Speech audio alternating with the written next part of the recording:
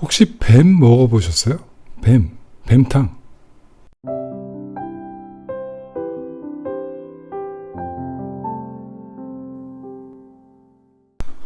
잠들기 전엔 총박 라디오. 오늘은요, 전통 음식 중에서 보양식들 알아보겠습니다. 전통 음식입니다. 뱀탕 아시죠? 사탕이라고도 하죠. 사실은 정말 오래전부터 먹어온 전통 음식입니다. 굉장히 지금 이상한 얼굴을 하실 것 같은데 정말 징그럽잖아요.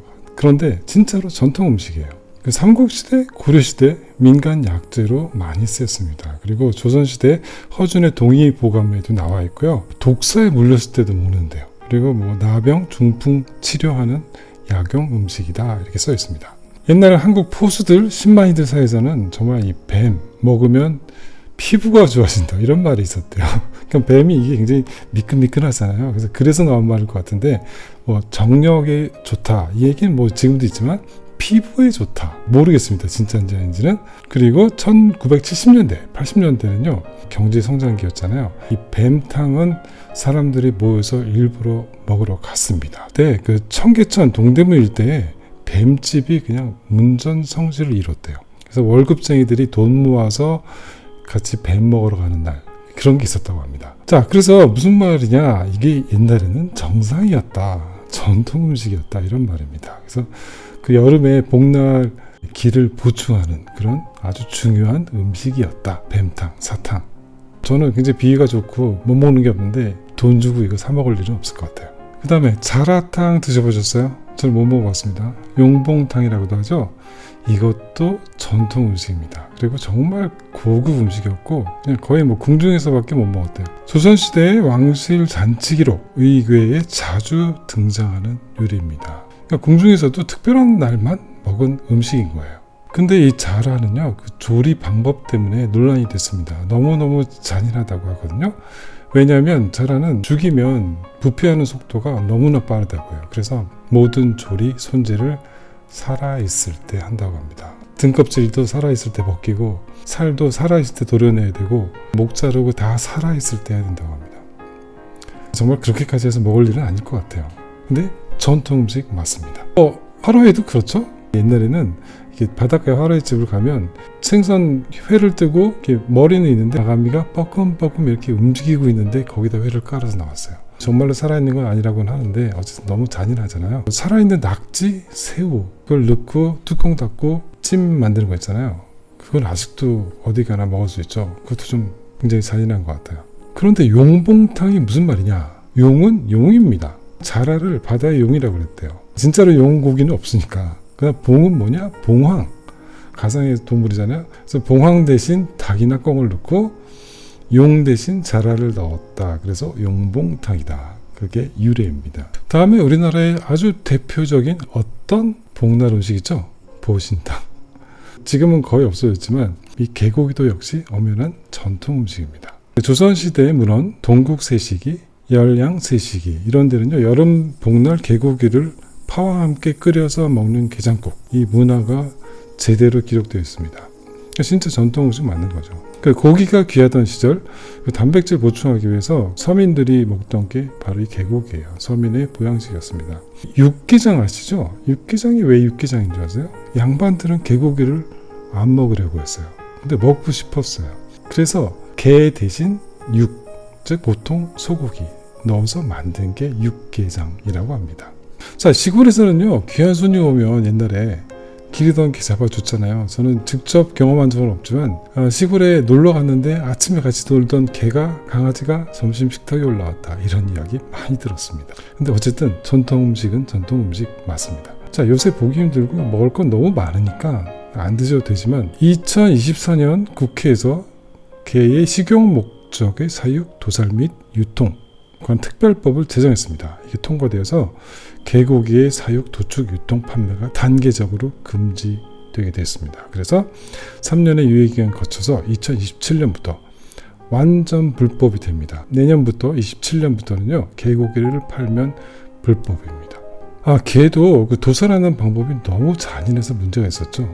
정말 엄청나게 두들겨 패야 맛있다 이런 말도 안 되는 말이 있어가지고 정말 불쌍합니다. 개고기 꼭 먹어야 될 필요 없겠죠? 다음은 추어탕입니다. 추어탕이 뭐 많이 드시잖아요 지금도. 그런데요 이 추어탕이 역시 그 전통 음식인 거는 뭐 당연한 거고, 미꾸라지를 이렇게 뼈째 갈아서 칼슘과 단백질을 다량 섭취 가능하다. 근데 뭐 추어만 그러는지는 모르겠어요. 모든 그런 작은 물고기를 다 똑같지 않을까요? 자, 고려시대 문헌인 고려도경 처음 등장합니다. 언제 먹었냐? 가을철 벼농사 끝나고 논에 물을 빼는 과정에서 미꾸라지가 많이 나옵니다. 그걸 다 잡아서 먹은 거예요. 추어탕 뭐 특별하냐 아시겠지만 가장 특별한 거는 추어탕이 아니고 추어 두부입니다. 추어 두부가 뭔지 아세요? 자, 옛날에 이 추어탕도 양반들은 먹기 싫어했어요. 왜냐하면 품위가 없어서.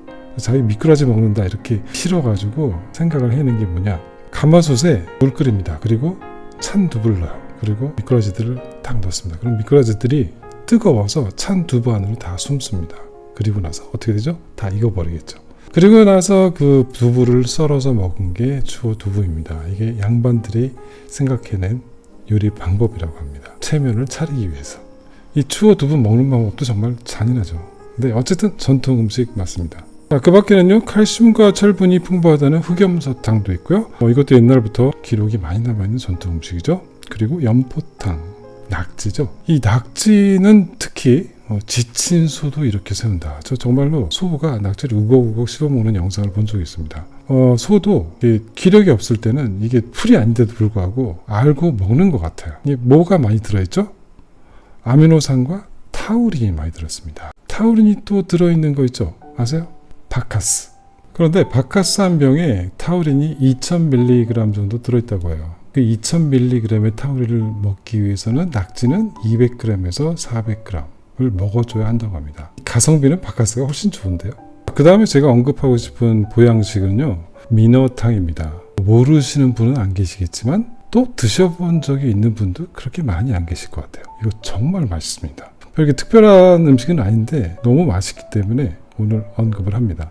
조선시대 궁중 사대부가에서 민어를 끓인 탕 완전히 귀한 보양 음식이었습니다. 조선시대 문헌에 많이 나옵니다. 그리고 여름 손님상 복날 음식으로 아주 인기가 많았다고 하네요. 단백질 풍부하고 지방 함량 낮고 소화 부담 적고 오메가3 지방산 풍부하고, 근데 뭐 생선들 다 그런 거 아닌가요? 어쨌든 보양식으로 민어 아주 인기가 많았다고 하고요. 무엇보다도 정말 맛있습니다. 이 민어라는 생선의 그 육질이 다른 생선과 좀 다른 것 같아요. 근데 민어가 어떤 생선인지 아세요? 상상이 안 가시죠? 조기는 아세요? 조기를 말린 게 굴비죠. 근데 조기와 민어를 헷갈려 하시는 분들이 꽤 많이 있어요. 하지만 완전히 다른 생선입니다. 같은 과이긴 해요. 근데 한 2배 정도 커요. 민어가 아주 큰 생선이에요. 생선 이름들이 참 헷갈리는 게 이게 상태에 따라 다르고 계절에 따라 다르고, 같은 생선인데 이름이 다르기도 하고 사실은 다른 생선인데 같은 생선으로 오해를 받기도 하고 그렇습니다. 조기와 민어가 그런 경우인데요. 이름을 얘기하자면 명태를 빼놓을 수 없죠. 명태는 생태, 동태, 북어, 코다리 뭐 다 다릅니다. 그 상태에 따라서 이름이 다 다른데요. 그거 아셨어요? 노가리도 사실은 명태입니다. 명태의 새끼가 노가리입니다. 노가리는 생맥주집에서 많이 먹잖아요. 말려서 나오잖아요. 안 말려도 노가리는 노가리입니다. 말려서 노가리가 아니에요. 명태의 새끼는 다 노가리입니다. 총팍 라디오 유익하지 않나요? 생맥주 한 잔에 노가리, 고추장, 정말 땡기는 저녁입니다. 좋은 밤 되세요. 보나노때. 깊은 밤 오직 당신의 시간 총팍 라디오.